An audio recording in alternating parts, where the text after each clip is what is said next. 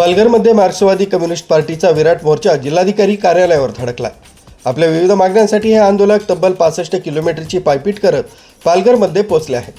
आंदोलनाचा आज तिसरा दिवस असून प्रशासनाकडून कोणताही ठोस निर्णय न झाल्याने संतप्त आंदोलकांनी जिल्हाधिकारी कार्यालयाचे दोन्ही प्रवेशद्वार अडवून धरले आहेत। हजारो आंदोलकांनी कार्यालयाबाहेरच ठिय्या मांडल्याने प्रशासनाची मोठी धावपळ उडाली। या आंदोलनात वाढवण बंदर प्रकल्प रद्द करण्याची प्रमुख मागणी करण्यात आली।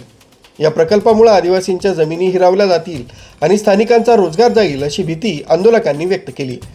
आम्हाला लाडकी बहीण योजनेचे 1500 रुपये नकोत, तर आमच्या मुलांच्या हाताला काम आणि दर्जेदार शिक्षण द्या, अशी आक्रमक भूमिका यावेळी आंदोलक महिलांनी मांडली। पिण्याच्या पाण्याचा प्रश्न, सिंचनाची सोय तसंच वनजमीन आणि गायरान जमिनी स्थानिकांच्या नावावर कराव्यात आदी मागण्यांसाठी आंदोलन पुकारण्यात आले। जोपर्यंत मागण्या मान्य होत नाही तोपर्यंत मागे हटणार नाही असा निर्धार आंदोलकांनी व्यक्त केला। येत्या काळात मागण्यांची पूर्तता न झाल्यास रेल्वे रोको करण्याचा किंवा थेट मंत्रालयावर धडक देण्याचा इशारा यावेळी देण्यात आला।